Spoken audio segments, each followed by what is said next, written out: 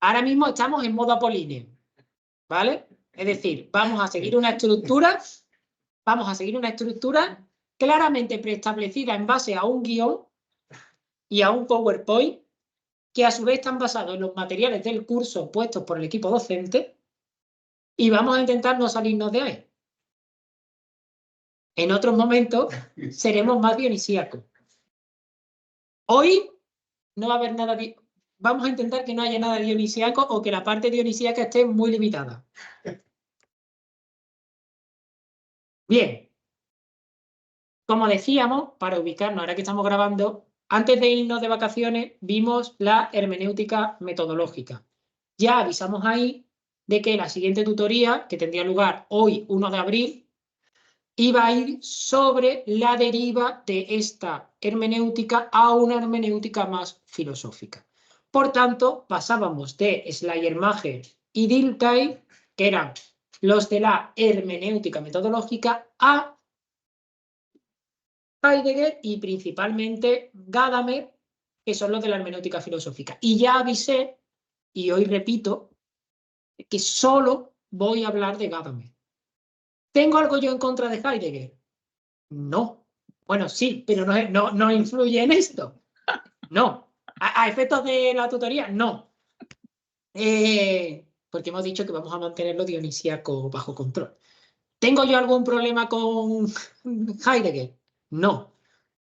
¿Por qué no voy a hablar de Heidegger? Pues no voy a hablar de Heidegger por dos razones. La primera, porque eso me obligaría a explicar a ambos autores de una manera muy superficial, con lo cual estas tutorías que tienen la función de complementar el estudio no cumplirían esa función porque prácticamente lo liarían todo más.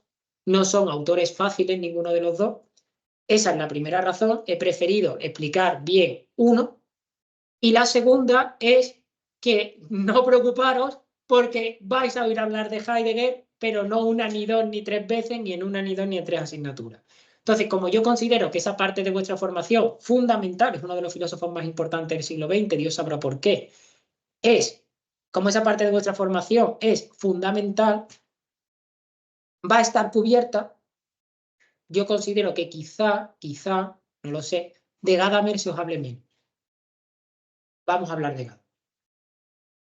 También porque la obra que más se cita en los apuntes y en el manual no es Ser y Tiempo, sino que es Verdad y Método.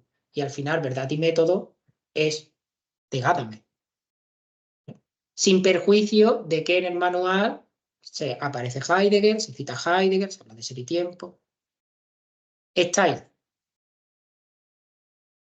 Bien, pues la tutoría de esta semana, por tanto, puede considerarse una continuación de la tutoría de la semana pasada. Y estaría bien que las personas que van a ver este vídeo o las personas que se meten por primera vez en esta tutoría vean o escuchen la tutoría de la semana pasada, porque es muy difícil entender la hermenéutica filosófica si no hemos o no tenemos nociones o rudimentos de la hermenéutica metodológica. Porque en el fondo lo que hace la hermenéutica filosófica, esto es discutible, ¿vale? Pero para entendernos, lo que hace la hermenéutica filosófica es aplicar la teoría de la comprensión no a la metodología de estudio, sino a la forma de ser. De tal modo que el ser humano ya no es un ser que come, bebe, juega y comprende. Eso sería la hermenéutica metodológica, ¿no? Igual que hay un método para jugar al ajedrez, hay un método para comprender textos, situaciones, ¿no? Sino que para la hermenéutica filosófica la comprensión es el modo de ser primario del ser humano. De tal modo que lo único o primero, depende del autor al que le preguntemos, que hace el ser humano es comprender. Todo él es un acto de comprensión y de autocomprensión. Lo que vamos a ver hoy, lo digo para orientarnos en el manual Iniciación a la teoría del conocimiento de Diego Sánchez Meca, se corresponde con el capítulo 13. Y también os invito a consultar dos materiales. Primero, los apuntes que deja el profesor en el foro de la asignatura y que son muy buenos. Y en segundo lugar, y de forma complementaria, para suplir el que yo no vaya a explicar a Heidegger, ¿vale? Porque yo a Heidegger le tengo un cierto cariño, entonces me siento mal por no explicarlo, porque es como, ¿cómo te olvidas de Heidegger? Pues yo me imagino, ¿no? Al lado de la filosofía diciendo, Abada Kedavra, Valentín. Bueno, pues como me siento mal por no explicar a Heidegger en el foro, que esto sí tiene el tamaño para subirlo, os voy a dejar una introducción a Heidegger escrita por Zubiri. No he elegido a Zubiri porque, Marta se ríe, no he elegido a Zubiri porque yo ame a Zubiri, yo no tengo ninguna relación personal con Zubiri, ni la he tenido nunca. Os dejo a Zubiri por dos motivos. Primero, porque lo conoció personalmente, fue discípulo de Heidegger en Friburgo. Y segundo, porque los textos en castellano de Zubiri están entre las primeras introducciones a Heidegger en lengua no alemana. Entonces, han influido muchísimo en toda la comprensión posterior de Heidegger. Y os voy a dejar también la carta sobre el humanismo de Heidegger, traducida ¿por quién? Por Zubiri. En verdad no, en verdad no. En verdad la traduce su mujer, Carmen Castro. Pero nadie cogía las traducciones de Carmen. Y Carmen descubrió que si las firmaba Javi, a Javi sí le cogían las traducciones. Y entonces, esto no es un secreto, esto lo cuenta Carmen en su biografía de Zubiri. Quiero decir que no, y además era Vox Populi que las traducía a ella. No porque él no supiera. De hecho, él era el que le ayudaba con las palabras que a Carmen se le iban. Sino porque a Zubiri no le gustaba traducir. Le daba pereza. Entonces, como había que comer de algo, pues hacían traducciones. Traducía parte, el otro. Y entonces, la carta sobre el humanismo, en realidad, por como está escrita, parece que Carmen nunca dice, este lo traduje yo. Carmen dice que hay muchas traducciones que llevan el nombre de Javier, que en realidad son de Carmen. Y tal, parece por el estilo, Carmen era profesora de literatura y escribía muchísimo mejor. Yo no sé si aquí alguien ha leído algo de Zubiri. Zubiri escribe para darle un chanclazo en la boca, con todo mi respeto. Es un autor muy difícil, con un castellano muy farragoso, muy claro, pero muy farragoso. Carmen, que tiene algunos textos escritos por ahí, siendo uno muy interesante, la propia biografía de Zubiri, porque no penséis que Carmen Castro hace una hagiografía. Carmen Castro no era una cualquiera, ¿eh? Carmen Castro era la hija de Américo Castro, que era uno de los grandes historiadores de España, y además ella había estudiado filosofía, había estudiado literatura y se casó con Zubiri, y estuvo toda la vida aguantando a Zubiri, que eso sí, eso es un mérito aparte, ¿vale? En los currículums. Y luego fue la que se encargó de la edición de los textos durante mucho tiempo y tal. Era una persona con una gran formación. Y era políglota, sabía muchos idiomas. Y claro, escribe muy bien. Si alguien tiene la oportunidad de leer la biografía de Zubiri, la vida de Zubiri, o biografía de Zubiri creo que se llama, escrita por Carmen Castro, vaya a ver ese estilo de castellano elegante, bonito, ya antiguo, ¿vale? Ya es el castellano de... Es un castellano de los años 80, pero ella todavía tiene la raigambre de haber estudiado literatura española, tiene mucha reminiscencia de ese castellano bonito del Quijote, ¿no? De que las frases muy bien redondeadas, muy interesante. Siempre se refiere al marido con una X, de Javier. Es muy raro que escriba el nombre completo. Y también, a quien le guste un poco la historia de la filosofía, los Diógenes Laercio, sí, a los chascarrillos, pues también cuenta algunos chascarrillos. Algunos de curiosidades, ¿no? Como de dónde había salido la famosa mesa de escritorio de Zubiri, que era una mesa de escritorio única, porque era el mostrador de una pescadería. Y otras también más de intimidades del matrimonio, ¿vale? Entonces está interesante, si os gusta la historia de la filosofía al chascarrillo, pues tiene alguno. Además de esto, os he dejado también, voy a dejar en el foro una entrevista entre Heidegger y un monje budista, que hay en YouTube, vamos, voy a dejar el enlace de YouTube. Pero vamos, quien no quiera esperar, esto a Marta le va a encantar, que ponga en YouTube diálogo o Heidegger, monje budista directamente, y le aparece este diálogo en el que vais a ver a un monje budista flipar. ¿vale? Porque el monje budista a veces le cuenta cosas, Heidegger empieza a hablar y tú ves cuando, mientras Heidegger está hablando, la cámara a veces enfoca al monje y el monje está como diciendo, ¿qué está diciendo el pavo este? Entonces es muy interesante. Como siempre, me voy a limitar a presentar algunos aspectos de las cuestiones que se tratan en los materiales sin que esto deba considerarse una sustitución de los mismos, una alternativa. Esto es un complemento en el mejor de los casos. No tengo que decir que el señor de la foto es Gadamer. Claro. Todas las fotos son de él, reales. ¿Vale? Bien, Heidegger y Gadamer superan la concepción metodológica de la hermenéutica. Para ellos, la hermenéutica no es un método de estudio ni un modo de acercarse a aspectos concretos de la realidad, sino que es una concepción ontológica de la propia realidad. La comprensión, el comprender, es la estructura ontológica fundamental del Dasein. El Dasein es el intérprete del ser. La función primera y principal que hace el Dasein es interpretar, comprender, ¿vale? Esta es la palabra que vamos a utilizar a partir de ahora, comprender. Comprendemos y nos autocomprendemos. Vivimos en estructuras de sentido, que son en el fondo estructuras de comprensión. El discípulo más famoso de Heidegger es Gadamer. Que por cierto tiene una historia, bueno, ahora os la cuento en la parte biográfica. Tiene una historia muy interesante porque la relación entre ellos dos no empezó especialmente bien. Gadamer, que fue el discípulo de Heidegger, parte de esta idea, de la idea de que la comprensión es la estructura ontológica fundamental del Dasein, y elabora las líneas básicas de una ontología hermenéutica. Ya la hermenéutica no es una metodología, es una ontología. Y lo hace en la obra más representativa que tiene Gadamer, que es Verdad y Método. No sé si os he puesto otra diapositiva. Sí. ¿Qué quiere Gadamer? Gadamer, en Verdad y Método, lo que quiere es superar la metodolatría del método científico.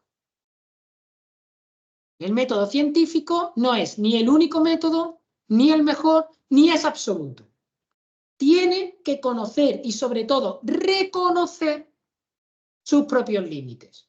Porque el método científico dice siempre Gadamer, ¿vale? Porque es que ahora se ha puesto de moda los comentarios en YouTube, donde la gente te dice, no estoy de acuerdo contigo. Miren, yo hasta ahora nunca he dicho qué es lo que pienso yo. ¿Vale? Hay uno que me ha puesto un comentario en el vídeo de la hermenéutica diciéndome que toda la hermenéutica es una especie como de paja mental, perdón por la expresión, porque el ente existe y es absoluto y completo. Miren, yo qué sé, esas quejas leyer maje. ¿Vale? No, yo hasta ahora no da mi punto de vista. Entonces, para Gadamer, el método científico no es ni el único, ni el principal, ni el más importante y sobre todo no es absoluto. No sirve para todo. De hecho, el gran error de las ciencias del espíritu, de las que Gadamer, Dilthey, perdón, llama las ciencias del espíritu es, o de las del cientificismo anterior, es haber querido aplicar el método científico a áreas de la vida que no se podían comprender mediante este método. Como por ejemplo los acontecimientos históricos, los acontecimientos humanos, donde no es posible elaborar leyes causales. La comprensión, por tanto, se produce, según Gadamer, no a través de la aplicación del método científico a acontecimientos, textos y acciones, sino a través de la interpretación. Y la interpretación siempre requiere, perdón, porque los de aquí os estaba tapando, siempre requiere la fusión de horizontes. Y ahora vamos a ver qué es esto de la fusión de horizontes. Por tanto, dice Gadamer, conocer, comprender la obra de arte, la historia, las acciones humanas. Este modo de comprender es un modo de conocer distinto al de las ciencias naturales. La fusión de horizonte lo que va a hacer es hacer converger el horizonte del intérprete y el horizonte de lo interpretado. Esto lo vamos a explicar mucho mejor, ¿vale? Esto es como una presentación bizarra de todo lo importante. ¿Vale? Para Gadamer, las ciencias explican el mundo. O sea, Gadamer no debe ser interpretado como alguien hostil a la ciencia. Él no tiene nada en contra de la oncología, ni en contra de la geología, ni de la astronomía. ¿Está bien? En tu telescopio, hace tus cálculos. De lo que Gadamer está en contra, o a lo que Gadamer se opone, es a la metodolatría del método científico. Es decir, que ese sea el único método válido para alcanzar verdad. Y señala, las ciencias de la naturaleza explican el mundo, pero no ayudan a comprender el mundo. Y el mundo, además de explicado, debe ser comprendido. A comprender el mundo es la tarea fundamental del ser humano. No explicarlo, sino comprenderlo. ¿Cómo se comprende el mundo? A través, o una de las maneras de comprender el mundo, o algo, un requisito previo de la comprensión del mundo, es la fusión de horizontes. Cada intérprete, cada ser humano lleva un horizonte. Ahora vamos a ver qué es el horizonte. Pero aquello que debe ser comprendido tiene su propio horizonte. La comprensión no es posible si, en cierto modo, estos dos horizontes no se imbrican. Por eso yo puedo explicar algo sin comprenderlo. Porque la explicación se hace desde la distancia. La comprensión desde la fusión. Dime. No mantiene la objetividad, un convenio con la fusión de horizonte de lo que tú pretendes, estás perdiendo objetividad. En la comprensión que van a postular estos autores, esto de la objetividad entraría en la explicación, no en la comprensión. La comprensión tiene... No, para ellos precisamente la explicación sería un paso previo. La comprensión es algo más profundo que la explicación. No necesariamente. ¿Cuántas veces tú le has dicho al niño, dímelo de memoria? ¿Lo has comprendido? No. Pero te lo ha explicado. O sea, tú imagínate que tu niño te dice algo, ¿no? Tú dices, a ver, niño, dime la pregunta 2. Y el niño te dice la pregunta 2. Tú dices, muy bien, del libro perfecto, ¿lo has comprendido? No, pero te lo ha explicado. Pero no lo ha comprendido. No, ya vamos a ver qué es la precomprensión, ¿vale? O sea, la idea es, yo puedo explicar perfectamente qué es un ser humano sin haber comprendido lo que es un ser humano. Puedo explicarte que el ser humano viene de tal, la línea evolutiva que sigue, los elementos que lo componen, cómo se conjugan, pero eso no implica que yo haya comprendido el drama del ser humano, de su existencia, sus disociaciones, sus dicotomías. De hecho, lo que dice Gadamer, perdona, ahora te doy la palabra, es que eso es precisamente lo que se le escapa a la ciencia. Sí. ¿Tú crees que no?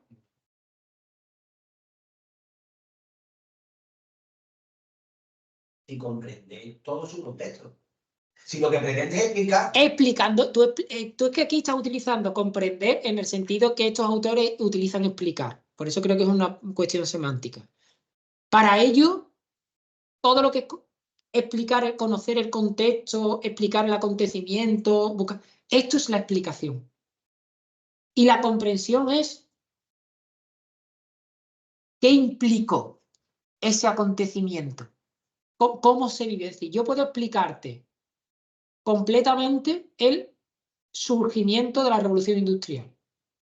A nivel tecnológico, a nivel histórico, a nivel económico. Pero eso no implica, para estos autores, que yo haya comprendido en su sentido último la revolución industrial. Esta es la idea. De hecho, esa comprensión es la que se le escapa al aspecto de ciencia, la comprensión. Ellos explican y Gadamer dice, explican bien, pero no comprenden lo que están explicando, porque comprender implica ir un paso más allá, donde el método que utilizan para explicar hace agua. Y quizá eso es lo que tiene que hacer, es decir, que yo sabía que Víctor iba a saltar en algún momento. Venga, Víctor, adelante. Pero recordad que esto es Gadamer, que esto no lo digo yo, ni yo lo estoy defendiendo, que las quejas Nada, nada, nada, Heidegger. nada de queja. Además, yo en general no intervengo para quejarme porque me asombra todo lo que dicen todas estas personas que tú mencionas. Pero yo lo que quería era resaltar que esto está ahora muy de moda con la inteligencia artificial, ¿vale? Entonces, pero era que no solamente hay inteligencia artificial, sino que hay personas que de alguna forma son sabios papagayos y en un momento dado alguien te puede quitar el bazo magníficamente, pero no ha entrado en contacto con tu ser, ¿sabes? Y la inteligencia artificial pues le pasa eso. Parece que Claro, es sabe, decir, pero no. lo que se escapa, muy bien visto, Víctor, gracias, lo que se escapa es el drama humano. Esa es la comprensión. El drama. No, es que no quiero poner ejemplos de enfermedades ni de medicina, porque yo soy un cateto y Víctor me va a decir cateto, con razón. Entonces, pero por ejemplo, que tú puedas, esto es un ejemplo muy pedestre, perdonadme, ¿no? Pero que tú puedas explicar en un aula o en un examen lo que es la hipocondría, no significa que tú hayas sido capaz o seas capaz o puedas ser capaz de comprender el drama interno en el que vive el hipocondríaco cuando le duele la cabeza y cree que le quedan 30 segundos de vida. Porque le está dando un ictus y se va a morir, a lo mejor que tiene un poquito de migraña. Ese drama humano, esa comprensión, es una estupidez porque eso no sería objeto de la comprensión, ¿vale? Pero esa comprensión es la que se escapa, porque además ese drama interno que cada uno vive a su manera, tú tampoco lo puedes, tú desde el punto de vista de la fenomenología podrías sacar aspectos comunes y tal, pero en el fondo todo eso en última instancia lo que te evita precisamente es la comprensión, ¿vale? Porque tú estás cosificando, estás intentando llevar el drama que vive esa persona hacia los aspectos explicable, entendible, que a ti te sirven para qué, para lo que quiere la ciencia, en este caso que es curarte. Entonces yo necesito reducirte a un catálogo de síntomas que yo pueda abordar. Y el drama humano que hay detrás, eso no lo puedo abordar. Entonces, o por lo menos no lo puedo abordar con este método. Y además, lo que es más importante, que también lo señala Gadamer, no es necesario que yo lo aborde para curarte. Para que yo te cure el dolor de cabeza, no necesito conocer el drama que hay detrás de si tú crees que te está dando un hito y te va a morir, que tienes un tumor o lo que sea, porque yo detecto que es una migraña o que es tensional que viene del cuello, te doy el tratamiento, se te cura y punto. No necesito ir más allá. Eso es lo que dice Gadamer. Entonces, no hay que ir más allá. Dime, Víctor. Aquí es donde sí eso No es. sabía. Que es que Por eso no quería ir por ahí. precisamente los psiquiatras estudiamos fenomenología y además los buenos psiquiatras trabajan con la fenomenología. Porque en muchos de los casos, para que se quite ese dolor de cabeza, tienes que entender a la persona. En muchos casos, otros no, a lo mejor Por es eso he una dicho un cefalea ejemplo por pedestre. racimos, que tiene o sea, una explicación fisiológica por el tema, bueno, por un tema fisiopatológico, ¿no? Y entonces pues te da el neurólogo, te da la pastilla. Pero todos los que están relacionados con lo tensional, como no te entiendan, no arreglan nada. ¿Eh? Pero él mismo lo ha dicho, al final tenemos que ir a otros métodos y otras cosas porque al final implica una tarea de comprensión que va más allá de la explicación, en sentido este, que no significa que este sea la única o que esto sea la verdad. Significa, esto es lo que Gadamer propone. Gadamer también, en el fondo, esto tampoco lo quiero decir muy alto, pero en el fondo lo que Gadamer está planteando es una estética. La intención última de Gadamer es la comprensión de la obra de arte. Él está derivando hacia una estética. Todo esto al final deriva hacia una estética. Pero ya vamos a ver que en el fondo, cuando él empieza a hablar de la comprensión y tal, al final llega al juego y al final llega a la obra de arte. Esta es una de las grandes críticas de Ray Brasier a la fenomenología de la hermenéutica. Ray Brasier tiene un libro, creo que es Nihil, un bondit desencadenado, creo que es ese, en el que el plan, pero no es ese, porque ese no fue su tesis doctoral y esto es de la tesis doctoral. no me acuerdo, en el que él dice esto, dice que la mayor crítica, él hace una serie de críticas a la hermenéutica, a la fenomenología, y dice que el problema es este, el problema es que en el fondo lo que se está haciendo es una estética y que por eso patina cuando la sacas del ámbito estético. Tiene mucho, se le pueden poner muchas pegas, pero bueno. De la hermenéutica metódica hablamos suficientemente la semana pasada, os la dejo aquí, ¿vale? Para llegar a Gadamer. Vamos con Gadamer. Gadamer nació en Marburgo el 11 de febrero de 1900. La vida de Gadamer es la vida de un típico profesor y la única queja que se le puede hacer es que el tío era una mijita chaquetero. Él estuvo siempre de parte del que mandaba. Y nunca jamás le preocupó esto. Ha sido liberal, socialdemócrata, comunista, ha sido todo lo que se puede ser. Su padre era profesor de química y llegó a ser nombrado rector de la Universidad de Marburgo. Sin embargo, él, contra el deseo de su padre, cursó humanidades y se doctoró en 1922 con una tesis sobre los diálogos platónicos. La historia de esta tesis la tengo que contar, perdonadme. Esto es como sigue.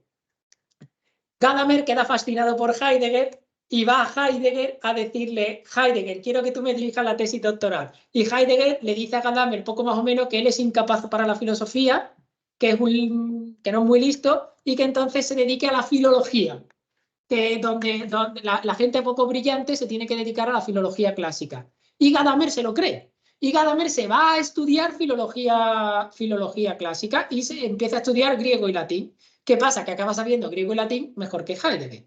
Entonces, claro, él hace un estudio brutal de los diálogos platónicos en griego, donde él hace una presentación de Platón no dogmática, sino problemática. Hace la originalidad de Gadamer es, en vez de plantear las soluciones que da Platón, plantea los problemas que da Platón, las cuestiones que Platón abre y no resuelve. Y cómo toda la historia de la filosofía, en gran parte después de Platón, es un intento precisamente de responder a esas preguntas que él ha dejado en el aire. En plan, yo dejo esto por aquí y me voy. Entonces, Heidegger lee esto y le dice a Gadamer: ven, que ya sí me pareces inteligente. Y entonces, a partir de ahí empieza la colaboración entre ambos. Interesante cuanto menos. Una vez, bueno, él tiene una enfermedad, tiene una poliomielitis, y una vez superada, marchó a Friburgo, estudió con Heidegger, quien ya no le dirige la tesis doctoral, pero sí le dirige la tesis de habilitación. Sabéis que en el sistema alemán. Dime. Perdona, pregunta entre paréntesis. ¿Esta tesis de Gadamer en la que dijiste que mostraba que Platón no era dualista? Sí. Él rechaza las concepciones dualistas de Platón. Es una de las ¿Y esta cosas se puede leer? ¿Es pública o hay que...? Creo que sí, pero si te soy sincero, lo que no sé es si está traducida, Marta.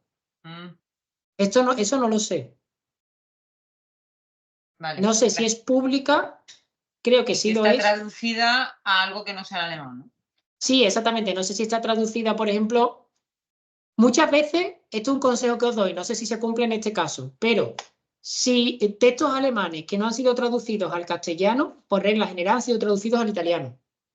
Los italianos han hecho una muy buena recepción de la filosofía alemana y han traducido muchísimos textos al italiano.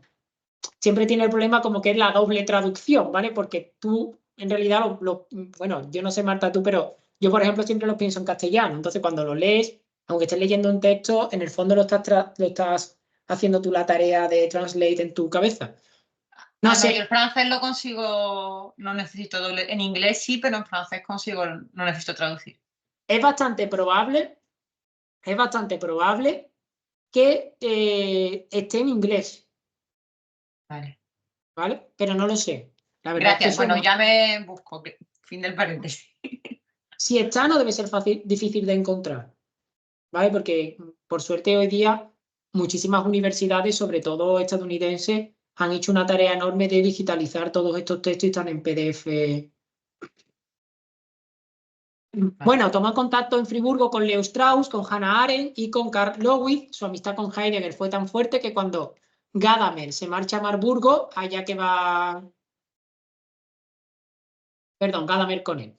En 1929 consiguió la habilitación como privat docent en Marburgo Perdón, porque esto ya es otra diapositiva. Y allá que se va.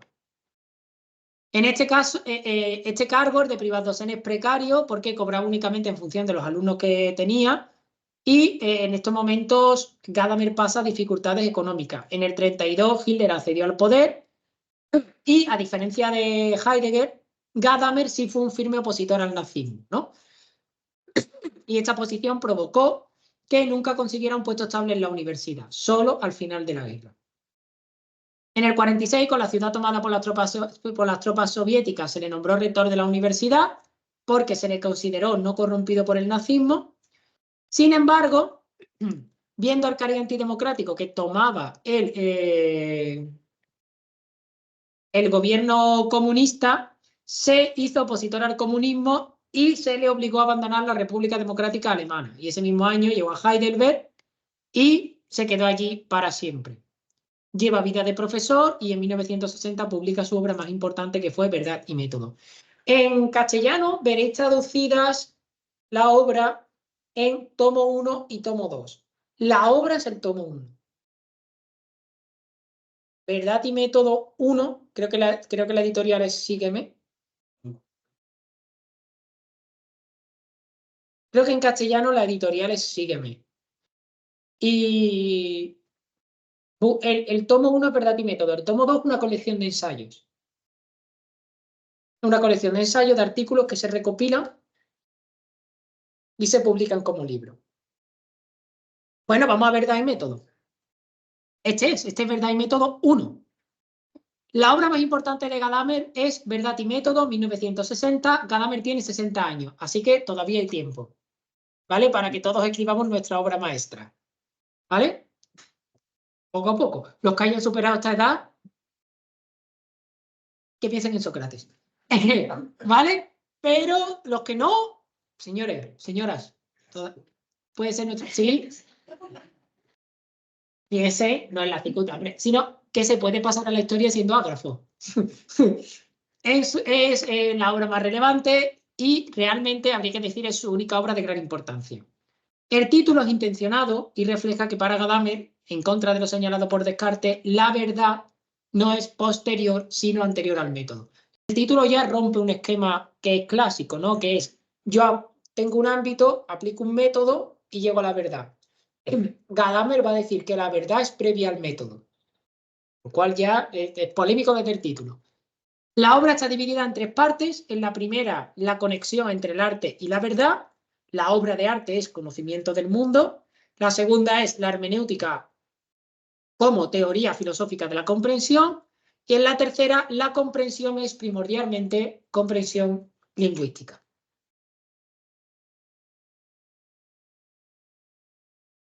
Comprender para Gadamer, como para Heidegger, esto lo ha aprendido de su maestro, comprender no es una actividad humana entre otras actividades, sino que es la actividad humana por excelencia, la estructura ontológica de la existencia. La existencia tiene carácter hermenéutico. El ser humano existe como intérprete del ser. Esta es la tesis.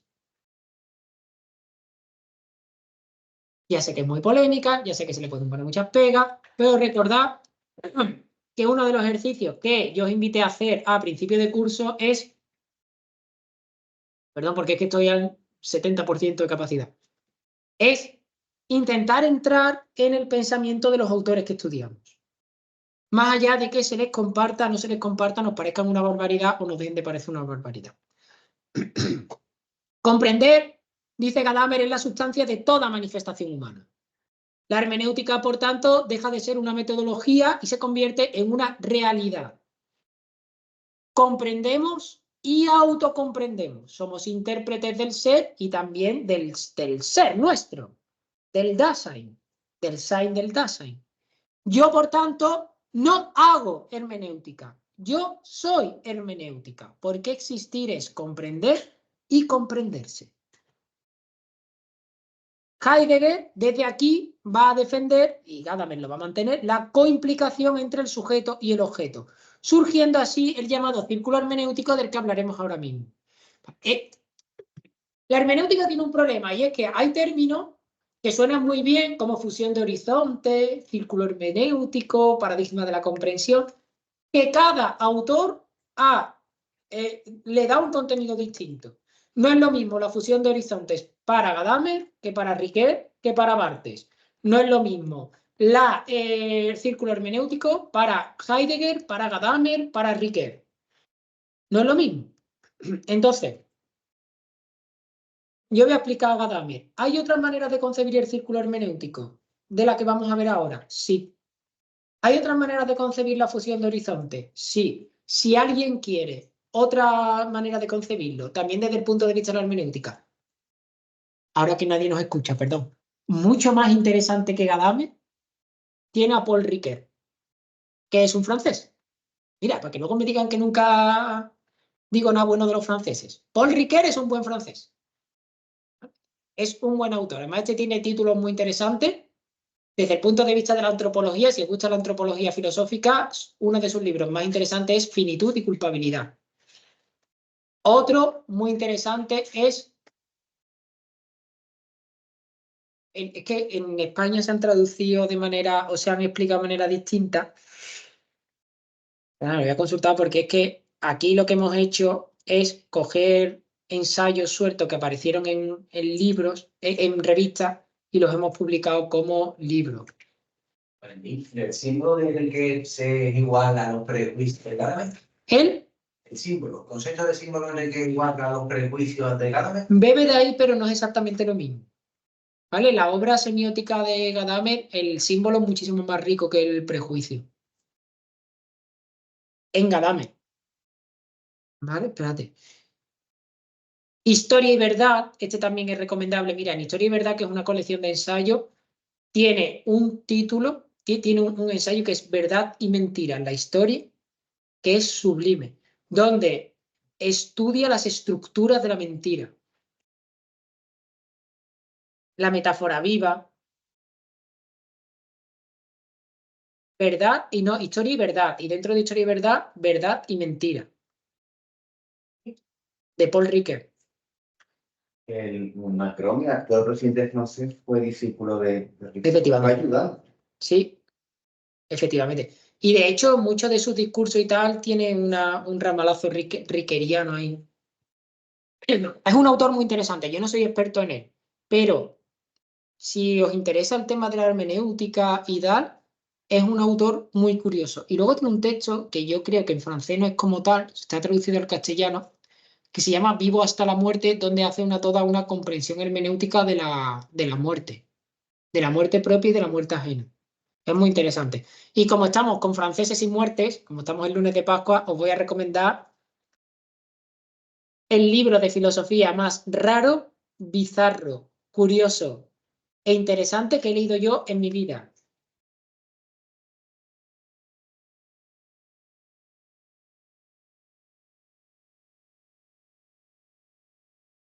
También es un francés. Con lo cual, dicen que escribía muy bien. Yo no lo he leído en francés.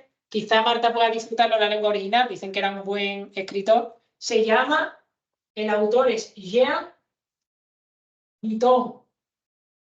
Y el libro es, bueno, Fantástico. El libro es una Testament pasada. philosophique, pero en español la traducción en literal es Mi testamento filosófico. No quiero deciros nada, por favor, de este libro. No quiero deciros nada. No, hombre, vale, para el verano, para cuando quiera. No tiene nada que ver con nada de lo que hemos visto. Pero solo os diré que el libro empieza con él mirando su cadáver. Yo lo he leído, Valentín, y en francés se llama igual Mi testamento filosófico y es una pasada. Lo he leído en francés y es muy bonito, porque el tío escribe de vicio, pero es muy, muy chulo el libro. Hay un momento delicioso cuando él narra su propio entierro, donde se queja de quien va a oficiar el entierro, y creo que, no lo recuerdo, es un vicario o algo de eso, y él dice, yo me merecía un obispo, y no que viene más mandar al vicario.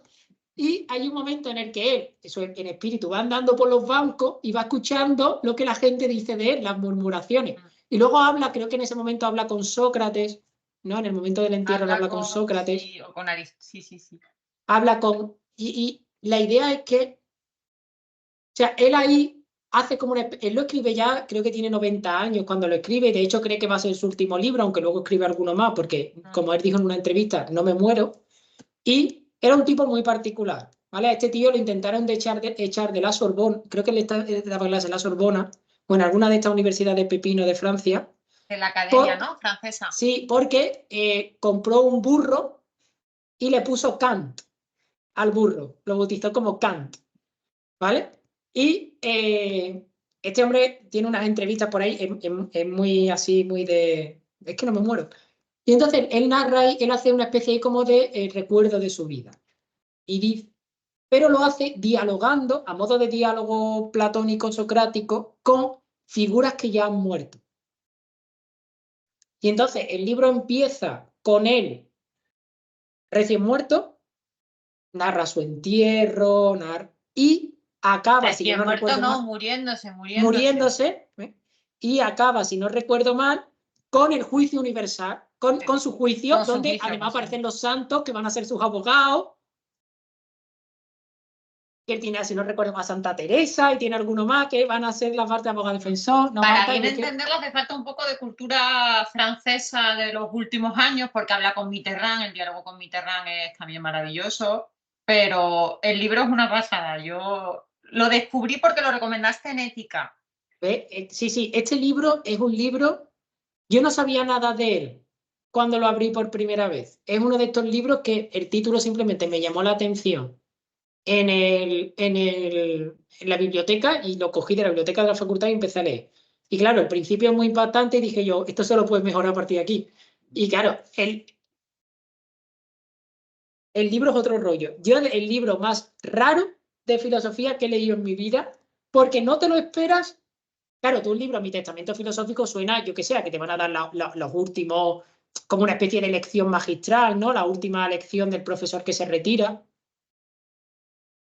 Además, es un libro que habla de la realidad social, tiene parte de cultura, tiene parte de filosofía, tiene parte de otro rollo. Bueno, pues esto a raíz de que hay que, no sé, de Riquet. Vale, entonces, al final estamos siendo muy dionisíacos. Dime, Marga.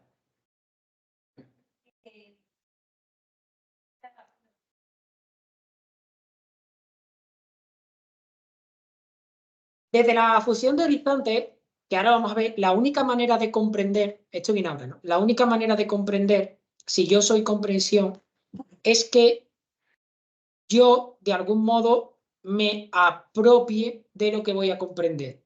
Pero a medida que me apropio de lo que me voy a comprender, lo que estoy comprendiendo se apropia de mí. Esa es la coimplicación. Yo no puedo ser una estructura ontológica de comprensión si no hay nada que comprender. Y a la vez no hay nada que pueda ser comprendido si no hay un ser cuya propia existencia sea un comprender.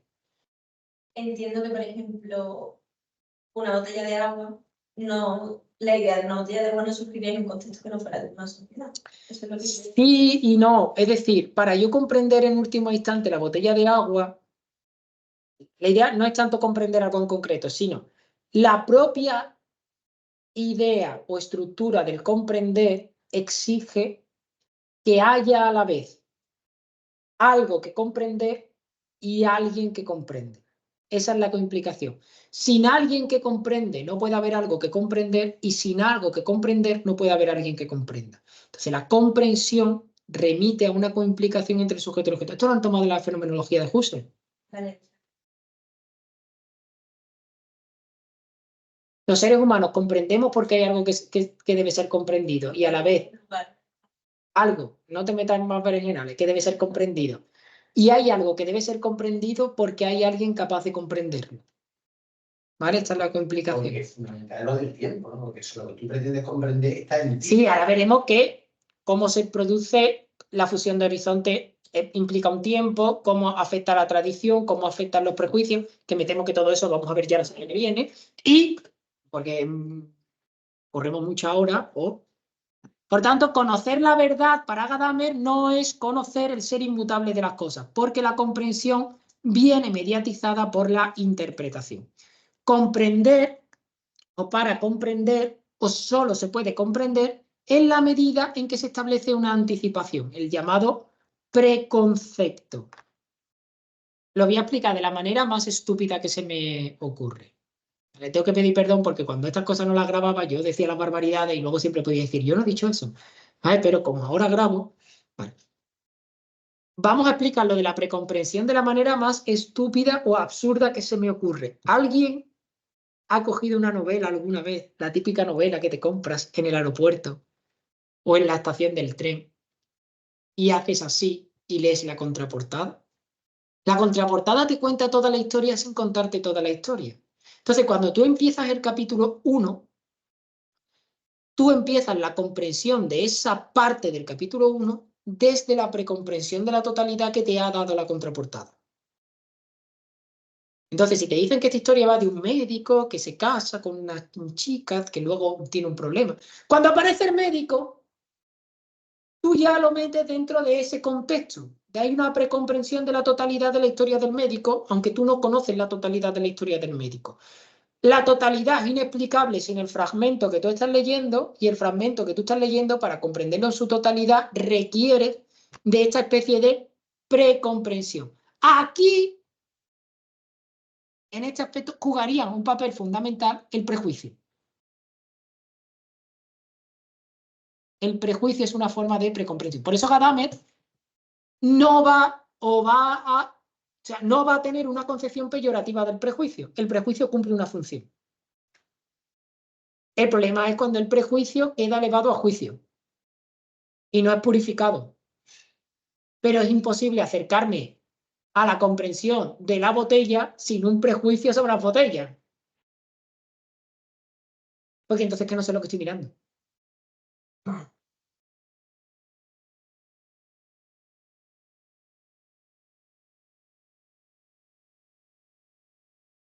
Y además no te puedes deshacer de él. Por eso dice Gadamer, él no dice con estas palabras, ¿vale? Son muy estúpidas todos estos intentos de liberarse de los prejuicios. No te puedes liberar de los prejuicios. Puedes fingir que te has liberado de los prejuicios. Pues liberarte no te puedes liberar. Porque es que son parte de ti. Es como tu historia. Tú no te puedes liberar de tu historia personal. Tú puedes no reconciliarte con ella. Puedes vivirla hostilmente. Puedes callarla, falsearla, mentirle a los demás. Pero que eso eres tú. Entonces, vamos a hablar de la fusión de horizonte, ¿no? El ser humano está vinculado al mundo. Dime, Víctor. Bueno, dentro supongo que de la filosofía también, pero dentro de la psicología o de yo qué sé, de descubrir del sí mismo, una de las obligaciones respecto a los prejuicios, que efectivamente no te lo puedes quitar, es saber hacia dónde te dalean, como se dice por aquí. Y sabiendo que te dalean para allá, ¿vale? Pues compensar de la forma apropiada. Me encanta que hayas dicho eso, Víctor, porque eso es lo que va a decir Gadamer de los prejuicios. O sea, la mejor manera de que te dominen los prejuicios es fingir que no los tienes. Entonces, acepta que los tienes, analízalos, mira hacia dónde te llevan, y si no te llevan al lugar al que tienes que ir o a donde quieres ir, ya tú eres autoconsciente para cambiar la dirección. Pero la mejor manera de dejarte dominar por los prejuicios es fingir que no tienes prejuicios. Pero entonces sí puedes cambiarlo. Sí, Gadamer no dice que no puedas cambiarlo. Gadamer lo que dice es que tienes que contar con ellos en la comprensión. Claro, tienes que aceptarlos como todo, vale.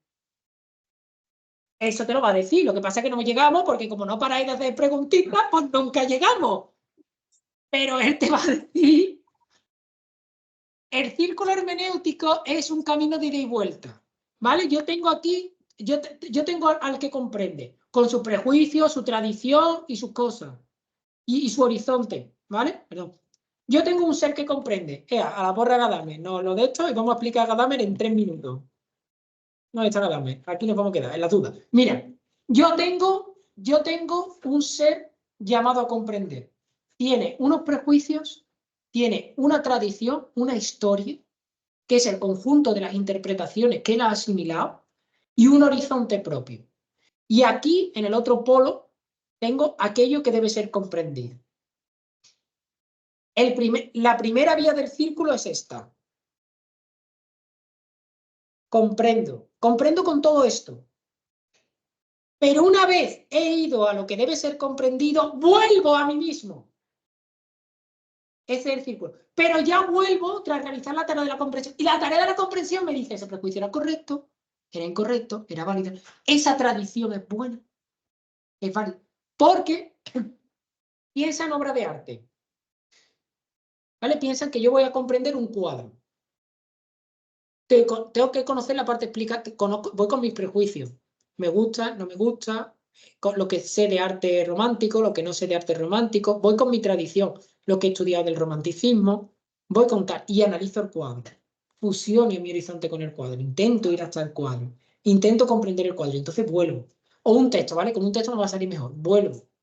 Del texto y a lo mejor yo fui al texto religioso pensando que iba a validar mi dogma y a lo mejor el texto religioso, después del acto de comprensión que he hecho, lo que ha hecho es destruir mi dogma.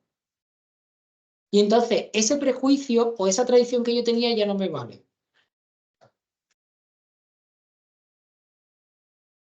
Como que, claro, como... Porque tú te estás enfrentando a eso con tu prejuicio. Pero lo puedo... Pero... La comprensión la estás haciendo tú. O sea, lo que alguien te diga que te está enfrentando a la hora de comprender eso, Gabriel, no es así porque, por ejemplo, cuando Lutero estudia a San Agustín, o sea, cuando hace la comprensión de San Agustín le desmonta todo lo que había creído hasta ese momento, hasta el punto de que cuelga los hábitos y se va. El acto de comprensión del texto agustiniano, sobre todo de la carta a los romanos, le lleva a impugnar todo lo que había hecho hasta ese momento.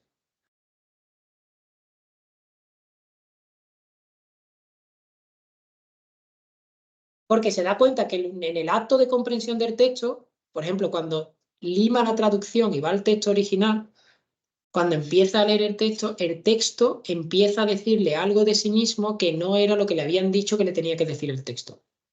Pero pues si tú leyeras Descartes, ¿cómo comprenderías tú? Es que eso parte del hecho de que yo tendría que leer a Descartes. ¿Vale? Vamos a dejarlo aquí. En la semana que viene haremos un mix. Seguiré con Gadame. ¿Vale? Me parece poco honroso no ir a Gadame. El caso de los niños es complicado porque no se sabe, no sé hasta qué punto ellos podrían realizar un acto de comprensión completo. Pero los niños no son puros como piensa Iker Jiménez. Los niños tienen más prejuicio que... No sé yo qué decirte.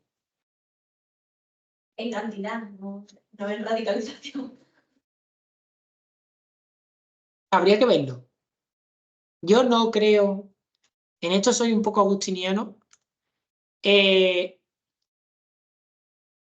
puedo comprar que tienen menos tradición, pero no menos prejuicio, porque quizá lo que pierdan en cantidad lo ganan en calidad, y eso es más grave. Porque mientras más arraigado es el prejuicio, más difícil es primero ser consciente de que es un prejuicio. El problema del prejuicio no es que esté arraigado, el problema del arraigo del prejuicio no es porque si está más arraigado cuesta más quitárselo. Sí, estamos hablando de prejuicio en general, sino porque mientras más arraigado está, menos consciente eres de que es un prejuicio. Sea bueno o malo. El problema es ponerle este término al prejuicio, de bueno o malo. Todo prejuicio es una anticipación. Y en tanto que anticipación... Porque luego voy a lo que debo comprender. Y eso que debo comprender... El texto, la obra de arte. Tú lo Hay pones. muchos casos Sí. que te dejan, pero son personas súper inteligentes y se dejan... Querido Gaby, esto ya lo hemos hablado 1000 veces, ¿vale? Que en última instancia lo que subyace aquí a tu pregunta, tu malestar con esta corriente, es que no hay un criterio de validación de la interpretación. Es decir, que si yo voy al texto a reafirmar todo lo que pienso, como la gente que viene a la carrera de filosofía, que le digan que tiene razón en todo, no hay manera humana de limar o limitar eso con la persona que se deja cuestionar y tal. Vale. Por eso otro de los grandes temas que aborda la hermenéutica son los criterios de validación de las interpretaciones. Cuando una interpretación es correcta o incorrecta no me gusta, pero es plausible o no plausible. Entonces, por ejemplo, ahí tiene un texto, yo creo que lo hemos citado otra vez, de Riquet, precioso, si te interesa este tema, que se llama El paradigma del texto, que está en un libro que en español se llama Texto y Acción, del texto a la acción. ¿Vale? Del texto a la acción, ahí hay un capítulo que se llama El paradigma del texto, donde, entre otras cosas, la tesis principal de ese libro, de ese texto no es esa. Pero, entre otras cosas, en el paradigma del texto, él plantea un criterio para validar interpretaciones. Y para ver si te has dejado conducir, si solo porque la persona que ha ido al texto a que le confirme todo lo que sabe, según estos autores, ha hecho solo el primer camino. No ha cerrado el círculo. Ha hecho solo el primer camino. Entonces, esto te puede chocar más o menos. Requeriría mucho tiempo, un tiempo que no tengo, pues son ya las 7:10, desarrollar toda la idea de Riquet. Entonces, para ahí, cuando tú lees ese texto de Riquet, que yo lo tengo, lo voy a, como espero que Riquet no se enfade, lo voy a poner, lo voy a escanear y lo voy a subir al foro para que lo leáis. ¿Vale? Cuando tú haces el camino de ida y vuelta, que es cuando, digamos, se ha cerrado la comprensión, cuando tú expones esa comprensión, él establece una serie de criterios para ver qué comprensión es más plausible, sabiendo que nunca vamos a saber cuál es esta es la comprensión de este texto. Por eso dice Gadame, comprender la verdad de algo no es la esencia inmutable de ese algo, es algo sometido siempre a variación. La verdad es una verdad móvil, lábil, fluida. Por eso luego dirá Bátimo, que es otro de la tradición hermenéutica en Italia, que toda forma de verdad fuerte, dura o cerrada es una forma de violencia metafísica. Precisamente por este carácter de la verdad, lábil, fluido, flojo, él lo llamará débil. La hermenéutica a lo más que llega es una verdad débil.